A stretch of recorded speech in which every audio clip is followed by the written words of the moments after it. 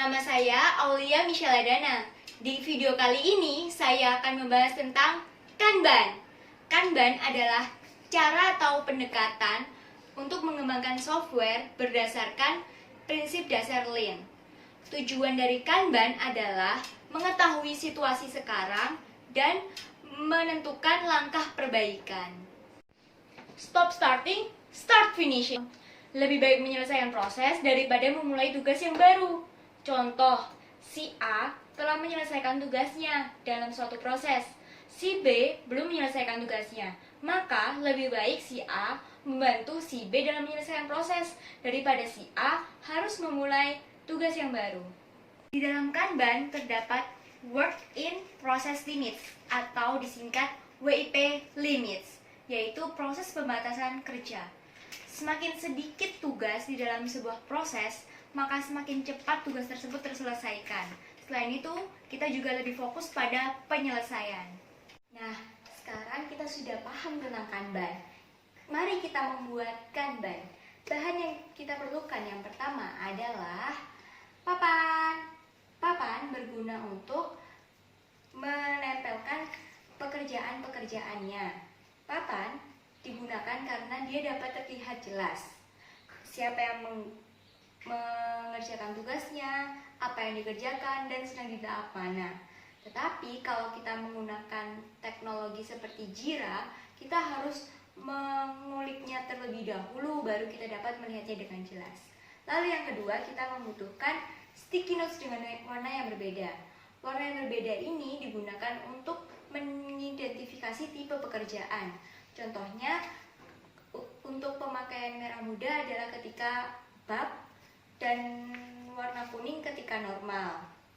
Lalu di dalam sticky notes kita harus menuliskan seperti ini.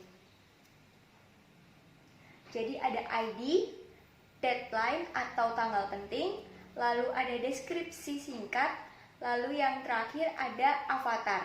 Avatar di sini menggambarkan siapa yang mengerjakan. Di sini yang mengerjakan adalah Patrick. Jadi kita gambar bintang. Isi dari papan ini nanti adalah status pekerjaan dari awal hingga user menggunakan, seperti kudu, DevOps, lalu developing, dan done. Lalu ada bagian expedite items. Expedite items digunakan untuk keperluan mendesak sehingga tidak terhitung pada limitation. Tetapi kita harus berhati-hati dalam menggunakannya, karena jika kita asal-asalan dalam menggunakannya, maka akan menambah lama pekerjaan kita untuk selesai. Prinsip Kanban, tapi ada 3 prinsip dasar dari Kanban. Yang pertama adalah visualisasi. Fungsinya untuk membuat informasi terlihat dengan jelas. Jadi kita harus menuliskan pekerjaan dan visualisasikan alur kerja di papan untuk mengetahui status. Lalu ada limit work in process. Limit work in process ini memberikan batasan pekerjaan yang akan dilakukan secara bersama. Semakin sedikit pekerjaan yang dilakukan, maka semakin cepat selesai. Lalu yang ketiga adalah manage flow. Manage flow adalah mengetahui tujuan. Dan banyak cara untuk manage the flow atau mengatur alurnya. Contohnya seperti lean thinking, yaitu menghilangkan pemborosan dalam proses. Lalu yang kedua ada teori constraints, yaitu dengan mengidentifikasi, mengusahakan, dan meringankan hambatan dalam alur. Nah, kalau sudah paham semuanya, sekarang let's get started. Jadi yang pertama, kita harus memvisualisasikan pekerjaan. Kita tulis saja apa pekerjaannya. Contoh, lalu setelah memvisualisasikan pekerjaan, kita harus petakan alur kerja dengan menggambar kolom di setiap tahapan. Nah, dalam menggambar kolom ini kita harus mengerjakan bersama-sama para tim. Caranya mungkin dengan memutar pulpen supaya semua dapat menulis tahapan alur. Contohnya seperti ini. To do, proses dan done. Lalu kita membuat pengujian pada pekerjaan yang telah selesai.